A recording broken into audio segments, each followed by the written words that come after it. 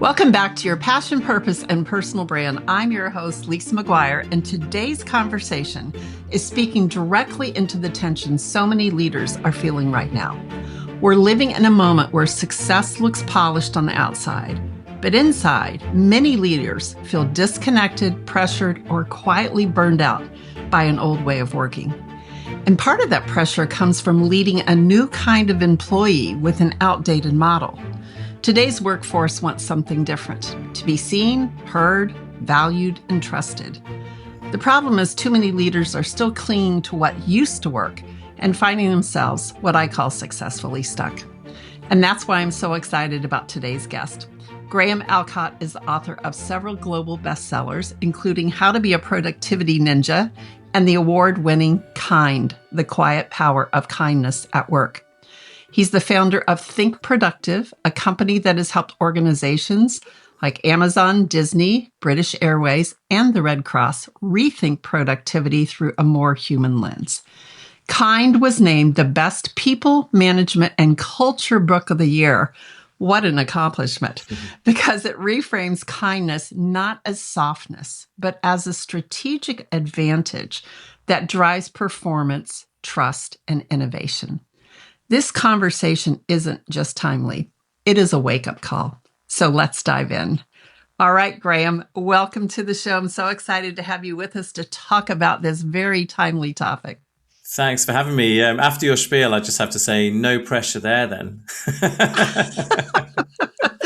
Well, I will have to be transparent. When I first bumped into you, which was through my dear friend, Catherine Brown. And I don't know if you're connected with her on LinkedIn, but she said, you have to get Graham Allcott's newsletter. So I signed up for your newsletter and I started following you there, started following you on LinkedIn and engaging with some of your posts. And I just found that we align so much on our perspective about how employees are in a situation where if we just treated them as humans, imagine what could happen. So I want to jump in today and just get started and begin right where your book Kind begins, with the human behind the ideas.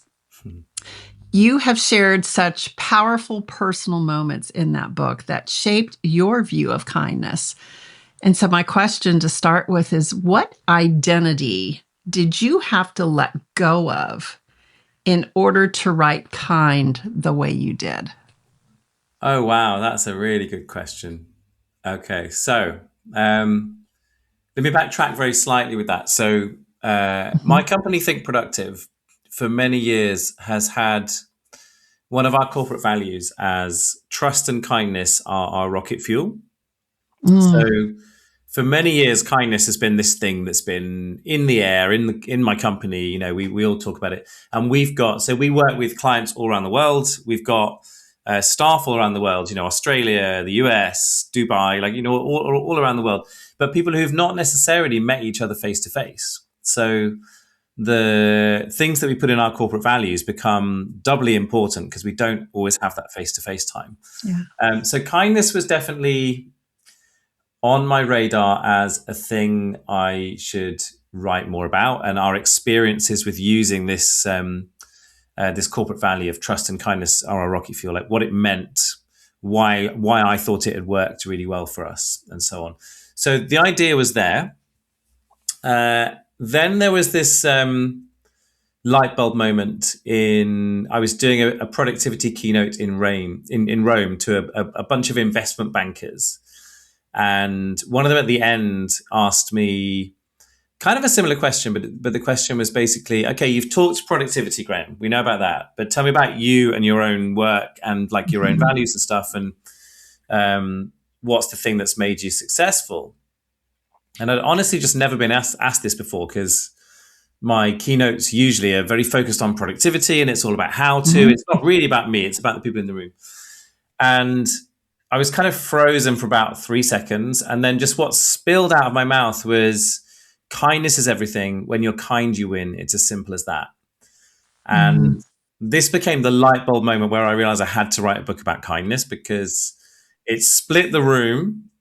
So there was all these people jumping to my defense and going, yeah, Team Kind, we're on Team Kind, we get this. And then there's also loads of people saying things like, but what about Steve Jobs? And isn't the world dog eat dog? And like all this stuff where it was like, oh, so you're on team screw them all and be evil.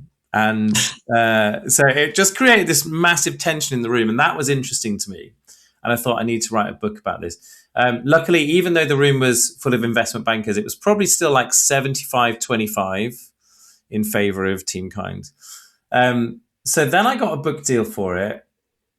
And my editor at the time really loved it, signed it up, said, right, let's go. We're going to write this book about kindness. And do you know what? It really made me have to soul search quite a lot.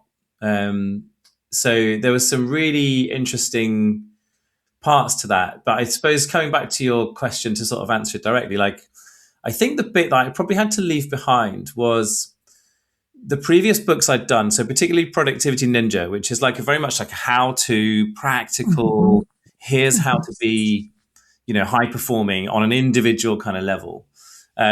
It kind of, whether you like it or not, and I write that book in a very human way, and it's messy, and I acknowledge that, but like it kind of puts me as the sort of professional smartass. Do you know what I mean? You kind of have to be that. Like if your job is writing a self-help book, you kind of have to be the professional smartass.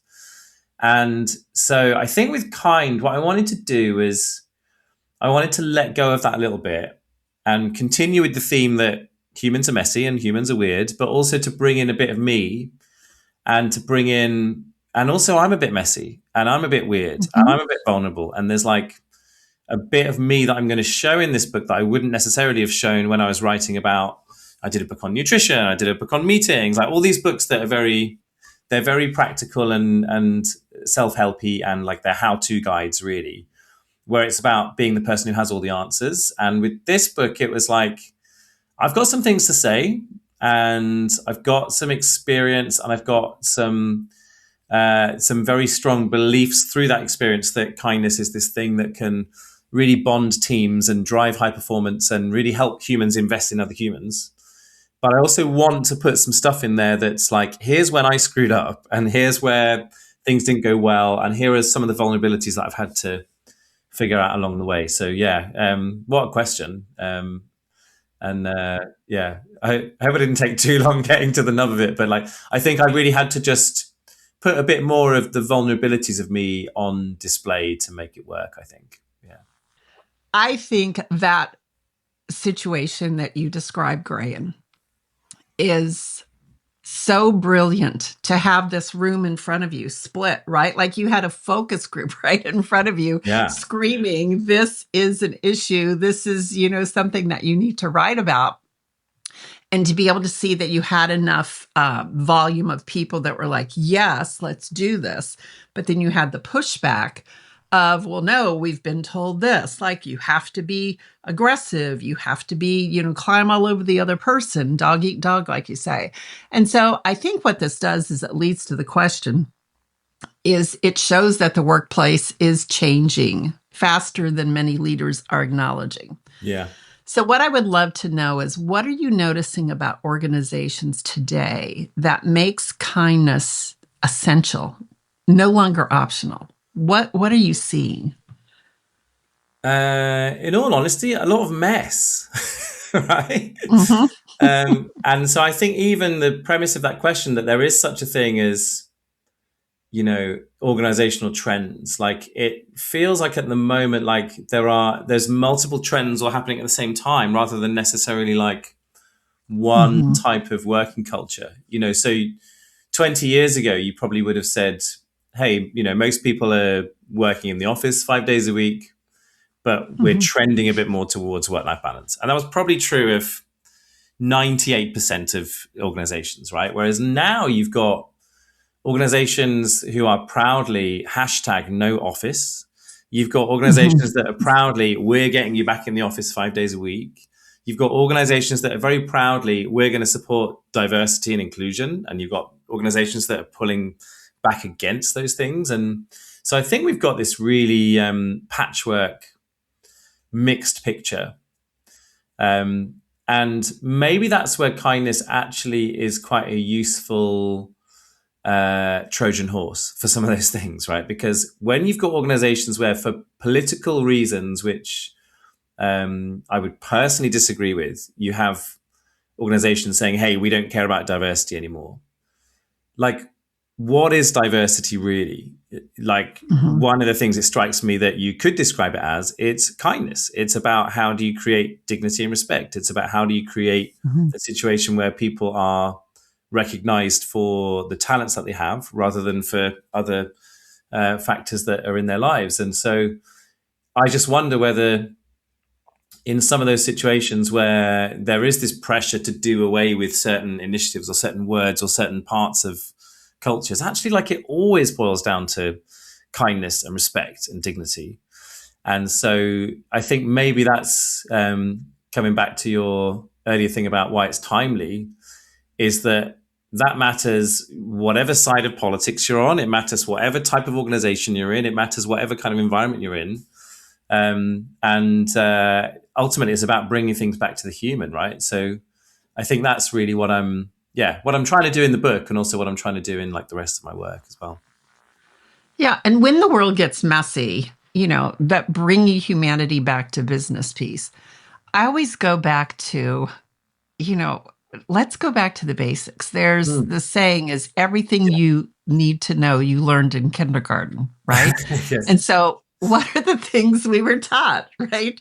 Be nice to other people, be kind. Like, if we could just start with some of those basic rules, but it's almost like when you walk into the business store, like all of that stays, you throw that out and then you operate by whatever realm it's a survival type thing. But one thing I loved is you outlined 8 powerful principles in the book, Kind.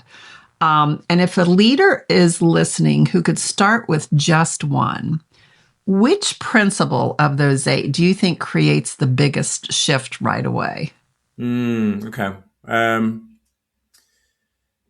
Yeah, I mean, different principles create different shifts depending on who the person is. But the one that I think is probably the most counterintuitive and powerful and often uncomfortable to hear is principle 1. And principle 1 is kindness starts with you. So when we think about kindness, our first instinct when someone says the word kindness is usually, who can I help? What do I need to do? How do I take action to help something else in the world? Check in on my family and my friends, give some money to the homeless person down the road. Like, we tend to immediately go external in the way that we think about kindness. And I think that's very telling, because we generally want to have an impact on other people, but generally people who are very strong in that sense of empathy and kindness and wanting to make the world a better place will often neglect themselves in doing that. Mm-hmm. And I think that's a real false economy, the idea of sort of cutting back on your own self-care in order to try and help other people, because what it does ultimately is it creates a world where the self-talk that you have in your own brain becomes very based on scarcity and not based on abundance. Mm-hmm. And so when you come to the moments where it's like, right, so I've got a bit more work to do, but let's face it, I'm really tired. I could do with a break here, or I could do with going home, or I could just do with a walk for 10 minutes or whatever, or I can just power on and power through. That's a little moment, a little fork in the road where you can choose the self-kindness, or you can choose the not self-kind option of just carrying on.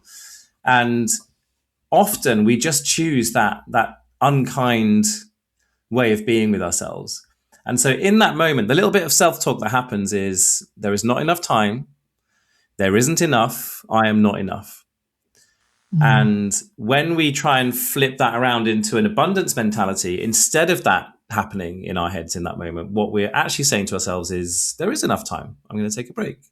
There is enough, I am enough, right? And so often when I do keynotes and workshops, I talk to people about this idea of kindness starts with you, and this self-talk, this battle that we have between abundance and scarcity. And I get people to just actually say it out loud. I am enough. There is enough. And it often has a really physical reaction in people, right? Like literally people are shaking, people are really uncomfortable. It's a thing that we're so not used to hearing, and we're definitely not used to telling ourselves. And when you look around you, it's really easy to see why that is, because if you scroll Instagram for 5 minutes, what is Instagram telling you? You are not enough. There is not enough. Yeah. Right? It's in scarcity mode, like the whole time. Buy this thing to try and make you enough. Like everything on there is about scarcity. Improve yourself in these 5 ways. And so we are just constantly hearing this chatter of scarcity. And when we flip that around, it's really powerful, because if someone notices in your team that you're making time for yourself, that you're making space for yourself, that you're being kind to yourself, you are role modeling. And it means that they're able to be kind to themselves too. And they're also able to see that it's acceptable and expected that you're going to be kind to each other. So you're role modeling it for everyone else around you. But here's the really important bit, is that when you have an abundance mentality and not scarcity mentality, guess who else you're role modeling it for? For yourself. And so all of those other moments where the little window of opportunity happens, where it's not about you helping yourself, it's about helping someone else, you're in that abundance mentality again. So you go, there is enough time. I'll drop everything for 2 minutes and help them. Or there is enough. I can share my resources with them. And I'm enough, and I'm going to help them be enough. And so when you're in that abundance mentality, it helps everybody else too. So weirdly, what that means is, when we put ourselves first, when we prioritize self-kindness first, what it actually leads to is loads more kindness to other people. It helps us develop that practice around kindness, and kindness is a practice. And so if we flip that around and we think about those moments where we feel guilty for going home on time, right, or for giving ourselves an evening of not thinking about stuff, or any kind of buying ourselves a gift or whatever it might be. We can think of those things as selfish or self-indulgent, but actually they're the opposite. They are the role modeling that allows us to be kind to other people. So self-care isn't selfish. It's actually really generous. I had no idea we were going to have this type of conversation today, Graham, but you probably could have guessed from the conversations we have on LinkedIn. Right? I feel like we always go human and deep quite quickly. We do, which that's going to get to something else here. But, I think about this, it's the whole putting your oxygen mask on first, right? Sure. And so if you can fill yourself up, if you can fuel yourself to where you can regulate your nervous system, then you have more to give others. But I'm also thinking about this. It's kind of ironic, right? There's this tension. I believe that we are living in a world where we have an unworthiness epidemic, all right? Because we have been told you are not enough. Yeah. The world tells us you're not enough. You have to have more. And with this unworthiness epidemic, what it leads to is a whole industry called productivity, right? Yeah. Because we have to produce in order to prove that we are enough, that we have value. So I'm wondering, do you find that it's almost like you're talking on both sides, like you need to love yourself, but yet you need to be productive as well. What's the relationship between those two? Yeah, that's a good question. So I wrote Productivity Ninja 15 years ago, and my business started just before that, 2009. And the word productivity, so I originally got into thinking about productivity and helping other businesses around productivity because the starting point was I was rubbish at it myself. And then I fixed me. And then I thought, I'm probably the last person in the world who's learned this, and everyone else is doing fine. And then whenever I spoke to anyone else about it, everybody said, oh man, I need that. Like, show me that stuff, coach me, train me, whatever. So that's really where the business came from. So in a way, like, productivity wasn't my sort of strong belief system that I sort of brought to bear in a business. It was more that I fell into it, realized that it was like the thing, in this sort of ikigai Venn diagram thing, of like, it's the thing the world needs. It's the thing that I'm seemingly really good at. And I think the reason I was good at it, and I think the reason Productivity Ninja did really well, was because there was lots of people out there talking about productivity who were naturally really good at productivity and talking about being organized, and they were naturally really good at being organized. And so they would say, you just label everything. You just do this, you just do that. Well, what's wrong with you? Almost, it's like the energy that they were putting forward. Whereas my approach was like, this stuff's really messy and really hard, isn't it? And here's how I solved it. And here's how it all crumbles away at 3 o'clock in the afternoon. But by 5, I've sorted it out. And I think people just really related to that much more human sort of delivery of productivity. And since I wrote the book, I think that word has become a dirtier word. Because when I wrote the book, there was really no, I get up at 5 a.m., sort of videos and, all that sort of hustle culture stuff. And I'm going to work till my eyeballs bleed and, just all that stuff, which I just, honestly, I see so much of that stuff. And when I see them using the word productivity, it just like makes me cry a bit inside, to be honest. Well, the worst one actually is sometimes we get calls into the Think Productive office or emails into the Think Productive office from businesses.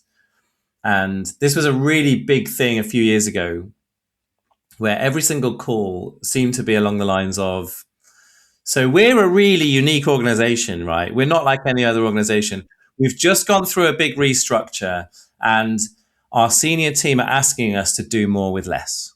So we figured that you guys could help, right? And it's like, oh, because I'm going to come in and I'm going to try and get you to do less, but with more. So go figure. And so, yeah, that still happens now. It's probably a little bit less the common theme. But I just think that whole thing of, if productivity is about making you just go faster on the hamster wheel, like, what's it for? So my working definition of productivity is it's about making space for what matters. And that can mean a number of different things. I think most importantly, the thing that matters for most people, and anyone listening to this, just, hopefully this rings true, is there's so much to do.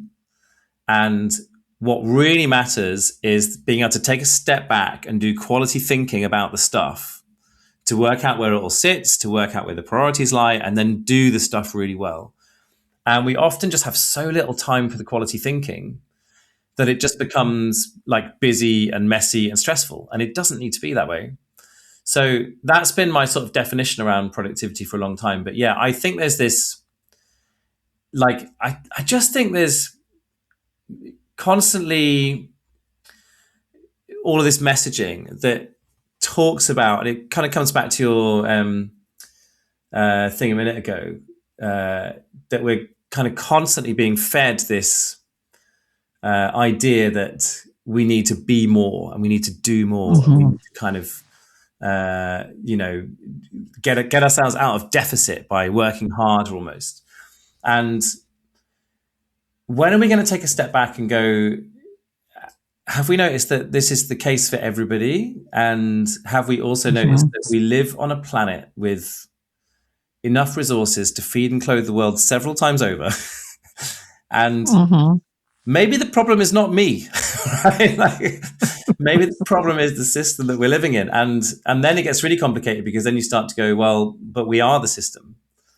So we're not stuck in traffic. We are the traffic. And so we have to really think about how we operate within that and play within that. And I think in the last few years, my thing obviously with Kind was to make a very big, bold statement that in some ways feels like the antidote to productivity. But I think that's a superficial read on it, because I think actually, if you're going to kind of frame it as a sort of, as a kind of departure from what I was doing with Productivity Ninja, what I would say is it's actually just, it's the same, it's two sides of the same coin, but the coin is from individual productivity through to team productivity.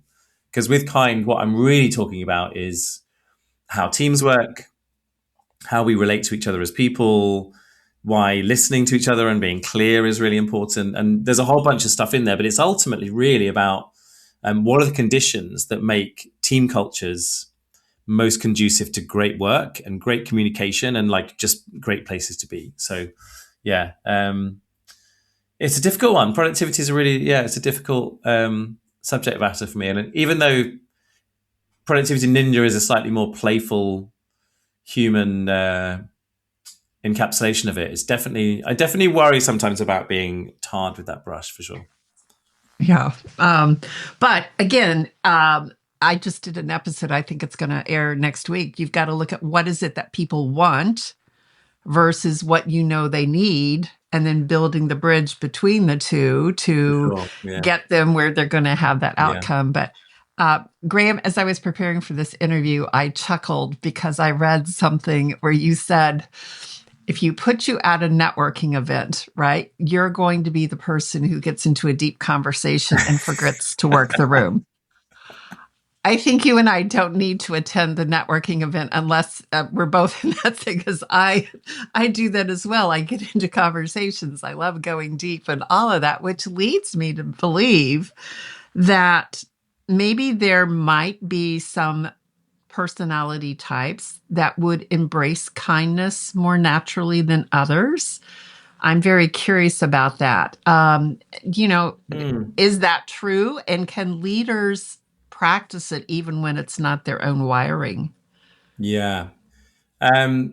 Personality types, I mean, maybe, but a little bit less so. I think the one that often gets talked about is gender, right? Like, is it more of a female set of traits than a male set of traits? And I've had that from both women and men telling me that. I think the main thing to take away is that empathy is a neuroplastic trait. What that means is when you set people up, if you set people up with a challenge of doing something kind, that's quite easy if you just have to do one thing. But if you've got to do 8 things, then you have to start putting yourself in that person's shoes quite quickly. And to do that requires more empathy. So when you really kind of force people down force people into a corner and say, you've got to develop empathy, people can do that. So empathy is a neuroplastic trait. The one exception to that, psychopaths. Psychopaths don't have empathy. They're incapable of empathy. They won't. But everybody else, empathy is a neuroplastic trait. And so, as I talk about in the book, kindness is a practice. So just as writing is a practice or yoga is a practice, we all practice it. We're all as good at kindness as our last kind act. Or we're as bad at kindness as our last kind act. So none of us are off the hook, right? Just because you say, I've written a book about kindness, doesn't stop you from being unkind sometimes. You still have to watch yourself, check yourself. But it does also mean that when we can be more conscious of what that looks like and conscious of the different ways that we can be kind, then we can create practices around it. We can treat it as a practice.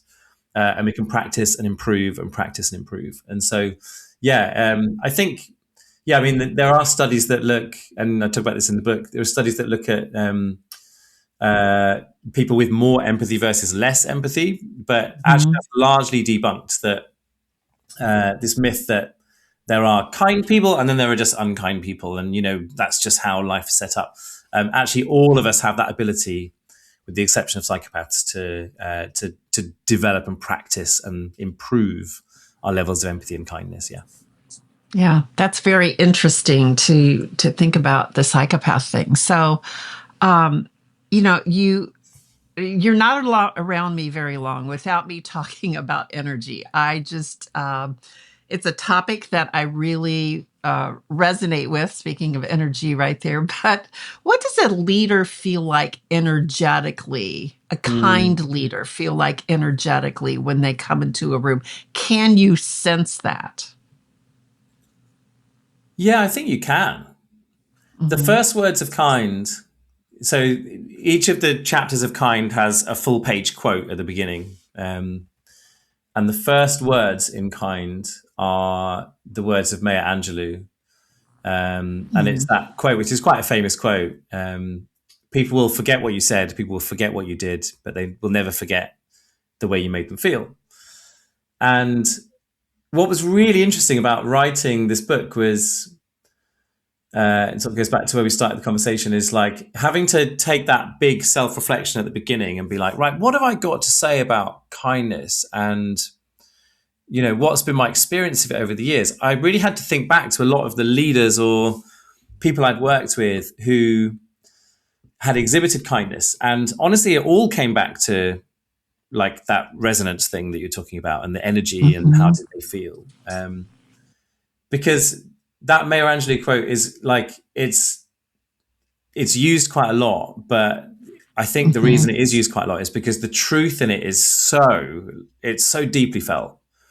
So I can still think today of conversations I had 20, 25 years ago, very early on in my career, where those conversations have stayed with me, the lessons of it, just the gift of being able to be around those kind of people. I was really lucky to have a couple of leaders quite early on in my career who were just such brilliant role models and just really showed me what was possible and how to do things. And so, I think you can feel it. I think, I think that can sometimes feel a bit esoteric and not very practical. So I just want to add a little practical thing on the end of it, which is one of the principles in the book is slow down. And what I'm saying that principle is the biggest source of accidental unkindness is busyness. So if you want to develop that sense of presence and that sense of being someone who someone else experiences as deeply kind and deeply present, you've got to slow down, right? And so I think that for me is the practical component. It's about people who are fully in the room and they're fully invested in you. All of their attention is on you in that moment. Whether it's all their attention is on listening to you, or their attention is like, sitting and holding you while you work out some problem that you've got, or whatever it looks like. And my experience of life is that probably for a lot of people, that's actually much rarer than you would think and expect. So there's probably like a couple of dozen moments in my life where I can go, man, in that moment, that person was fully like 100% in the room with me on that thing. And so that's why it's such a gift, I think. And that's why it becomes this really powerful glue that brings teams together, brings people together, and ultimately, helps us to do great things together. Yeah. Yeah, and I almost think it's a transfer of human emotion, right? It's I'm seeing you as a person. Yeah. And it gets to this level of real versus when you're talking about this busyness, it's all about performance. And, oh, by the way, here's my productivity, right? Like we're getting into that again. So I know, Graham, as you've worked with companies, you have seen kindness shift cultures, I imagine, in remarkable ways. Could you maybe share a story where an organization saw kindness fundamentally change the direction of a team or even the whole company? Yeah. So there's a couple I can talk about here. So one I worked with quite recently, which is a retailer here in the UK called Oliver Bonus. And funny little story, actually. So their corporate values are, which is why they brought me in, work hard, play hard, be kind. And the first conversation we had, I was like, well, work hard. I've done this Productivity Ninja book. And then like play hard. Half of Productivity Ninja is about making space for what matters, which is all the stuff outside of work. And then just written this book about kindness. Like, I think we should work together. Actually, there's some of the words from kind. And now this is a really proud thing, actually, for any book author. One of the dreams really is that like someone ends up quoting your work and like how they do things, and some words of kind are now in the kindness part of their culture document. What do we mean by be kind? Well, actually, here's a quote from Graham's book. And I was like, they didn't tell me they were going to do that. And then I turned up to do a keynote on the day they launched it and just saw, my words on the screen. And, that was just one of those big moments for me. But what's really fascinating is when you have any conversation with people in that organization, there are just certain sort of behaviors and certain ways that people are with each other that are just really distinctive. It's just like this culture that feels so aligned and so in tune with who they are and just being really clear on that. So just people who are like really bright, really optimistic and enthusiastic, but also people who are very like bullish about like building up each other's skills. They're very committed to telling the truth and the whole truth and not holding back. And it's just like this combination of things, which is just like really exceptional. And yeah, working with them has been, such a thrill because it's almost like you can just tell like every person in that room has been through the mill of those conversations and just gets it and is really kind of on board with it. So that's a really remarkable one. Just in terms of, it's a bunch of people who are so much more than the sum of their parts. You could just feel it when you walk in the room. And then another one that's a really famous one in the UK is a company called Timpson. So they are a big high street shoe repair and key cutting shop. I don't know why shoe repairs and key cutting happens in the same shop. Yeah. The genes are kind of similar. I don't know. But yeah, they, for many years, have had this whole thing about the power of kindness as being part of their culture. And one of the ways they do that is kindness to customers. So they have this brilliant like network of storytelling around it as well. So they give all the Timpson staff, and bear in mind, most Timpson stores are very small. They're run by one or two staff. So most of the people on their front line are essentially managers of small operations. And so they're giving each of those people as managers the permission to just go and be kind. So it's like someone comes into the store, you like obviously serve them, obviously do the business that you need to do with them, but like find ways to be kind. And then we will share that in WhatsApp groups, in email groups and stuff, and just those messages get amplified. So one of the beautiful things about kindness is from one act of kindness, you have the person who receives the kindness gets a boost from that.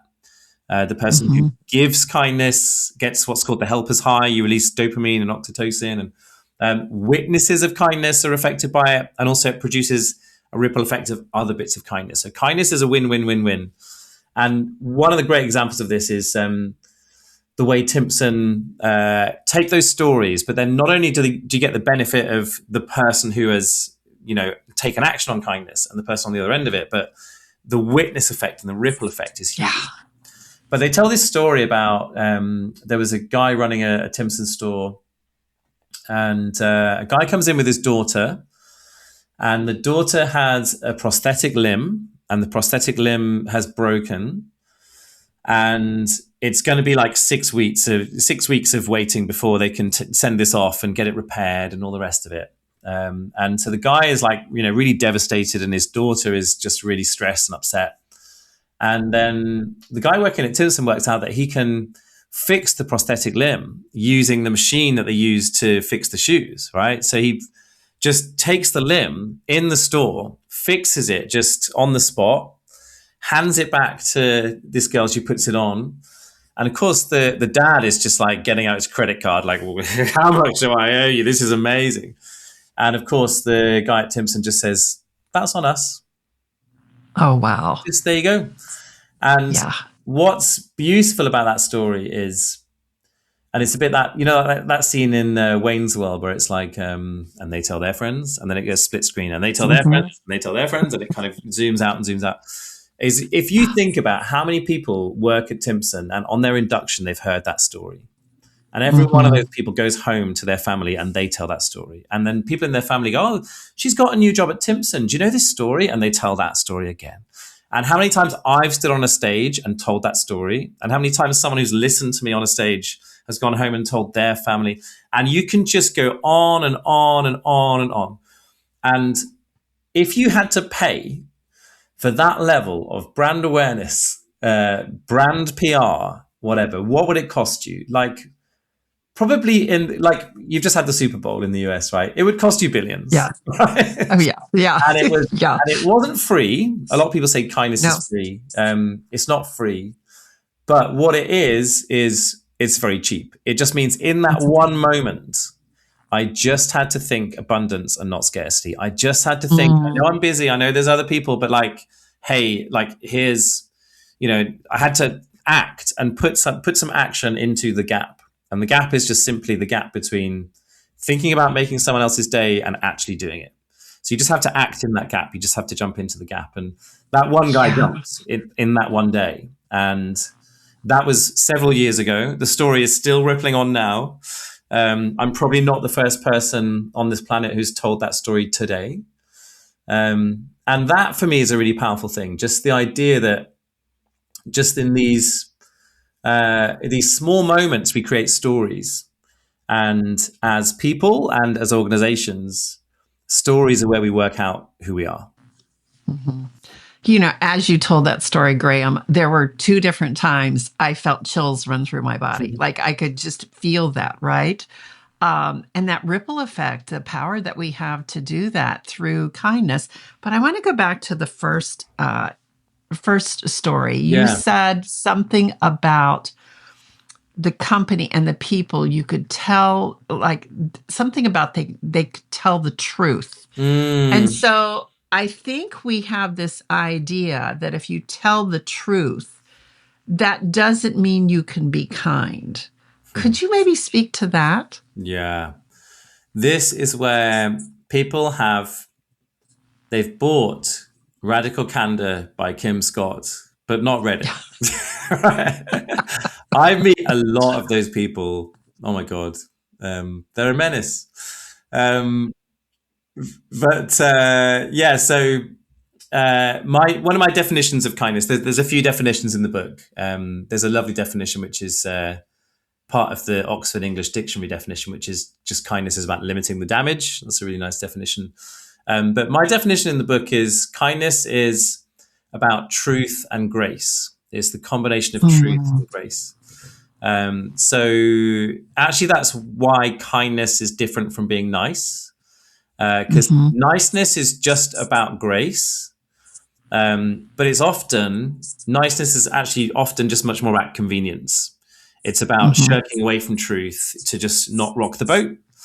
And whereas kindness is about recognizing the truth, but also delivering it with grace. And coming back to Oliver Bonus, the company where there is just like this it feels almost, especially in Britain, right? Like the British have this reputation, and I think it's totally true, that we are quite emotionally reserved.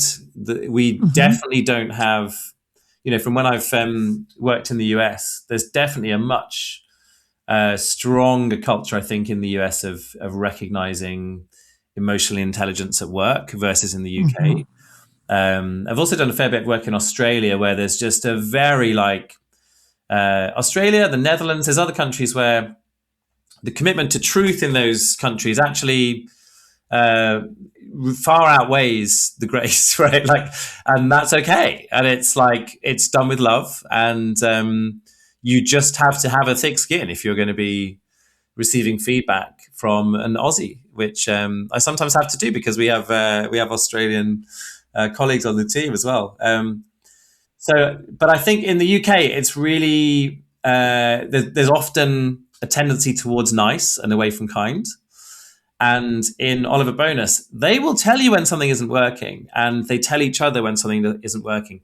But they do it with such unbelievable levels of care and love that it just feels radical. It feels like radical candor. It feels like this thing that's really helpfully moving them on to the next thing. And I think it comes from a place of real humility. So what you Mm-hmm. don't get a sense from within that organization is a lot of sort of ego grandstanding, looking for the next promotion. You really very strongly get a sense that they are on a creative mission. So they're a business that's all about bringing beautiful designs. It's all kind of lifestyle, consumer Mm-hmm. lifestyle kind of stuff that they sell. Sort of beautiful plant pots and stuff. It's actually just one in my background at the top there, that Oh little yeah, green one. yeah. Beautiful sort of lifestyle stuff, but they and lots of women's fashion, like beautiful dresses and all this. But it's a lifestyle to them, and it's a creative endeavor that they're all enmeshed in. But the endeavor matters more than they do as people. Like they see it as we're all part of a team, but we're humble enough to know that really the main thing is the main thing. The main thing is out there. Like, what do we do for customers? What do we do for the brand? Like, how do we build this thing? And so I just think there's this, I promise I'm not on commission for them, but I really just, when you just go in, you just walk in somewhere and you just really feel a culture. And when that culture is not just trying to be kind, but they have it as one of their values, Mm-hmm. and you go, this is they just get it. And my only regret is that I started working with them just after I'd finished the book, so I didn't get to profile them and quote them in the book. But that's books for you, right? They're out of date the minute they go to print, aren't they? Sure. And now you get to talk about them in podcast interviews. Exactly. So that's awesome. So I want to go back to the very first, where you're talking about the audience, your productivity, and then you have team kind and team, whatever. So without naming names, we see leaders with the pull your pants up, tough it out persona, right? They attract huge followings. Yes, we're going to go after it. We're going to, get those profits. What is the real cost of that approach today for performance, for people, and for culture? Because there is a cost. Well, the cost is the long term, because the easiest way to boost profits in the short term for a CEO is do lots of slash and burn, behave badly kind of stuff, right? Whereas the cost is the trust is broken instantly. And then what does that look like 2 years, 3 years, 5 years down the line? Because all the goodwill goes. A lot of people think that kindness is free, or kindness is the easy way of doing things, and that it's soft, and all, there's all these kind of misconceptions around it. But I think ultimately the way to measure all of this stuff is in trust, right? So trust is about how do you eliminate due diligence? How do you get people to give you the benefit of the doubt so you can get on with stuff? How do you get people to feel trusted enough that they volunteer the slightly fringe ideas that might end up becoming the main ideas? And all of that really starts to go out the window where you have this kind of strongman posturing thing, because then it becomes all about their ideas and that person who's leading it. And they might have great ideas for now, right? But do you know what's better is having everybody's ideas forever, right? So that's the choice. That's the trade-off. So, it's never to say that being strong or being overly direct or being even slightly destructive is wrong. There's probably moments where that is necessary, needed, whatever. But I do think the cost of it is always about the denigration of trust. Yeah. And I think too that if leaders are hesitant to take this route, they think that they might lose their edge, but I think there's a fear underneath. I think there is, well, let me just ask you, what do you think they're afraid of if they do embrace kindness? Well, there's a really good video on YouTube. I don't know if you've come across the work of David Marquet, Lieutenant David Marquet, who wrote the book called Turn the Ship Around. Do you know that book? Okay. No, I'm not familiar. So David, I interviewed for Kind, and you can find his video on YouTube. I think if you just put in David Marquet, Turn the Ship Around, he has a whole thing around intentional based leadership. And he tells this story, a true story. So he was a lieutenant of a submarine, and about a week before he's about to set off on the mission, they put him on a different submarine. So he'd spent years learning how the submarine works and ready to be the commander of the vessel. And then with like a week to go, he's suddenly on a new vessel about to set sail. He doesn't know it. Everybody else on the ship knows it better than he does. And yet he's got to go to mission, like it's on. And so what he figures out is that the sort of command and control model of being very directive and top down is totally going to fail in this situation because everybody knows the ship better than him. But what he can do is, if he can be the facilitator, if he can be the person who is asking the right questions, he can lead through facilitating other people to come up with the decisions, right? And I think that's the sort of energy and dynamic that we're talking about when we think about kindness and leading with kindness. Because I think if like a lot of people, if they're not used to operating in that way, if they're not used to like really pushing forward ideas like psychological safety and having empathy with each other and like these kind of things, if you're very task driven and you're not very people and dynamics driven in that way, then the minute you step into that much more facilitative role, it feels really uncomfortable, right? It feels like, oh, I'm going to have to navigate all this messy stuff, and I'm going to have to think about all these different issues that people have and all the rest of it. Whereas actually, when you start to do that, yes, you do, in some senses, have to sort of expose a little bit more of yourself, and you have to be a little bit more vulnerable. And you probably at some point have to say, I don't know what to do here. Like, maybe the answer is, I don't know. Let's figure this out. But again, I think what you're then more likely to inspire is everybody else to step up with the bit that they can most easily solve. And where you get to is somewhere just much, much stronger and much less likely to sort of collapse when you leave the room. I often sort of think about leadership and culture really as how do things operate when you're not in the room.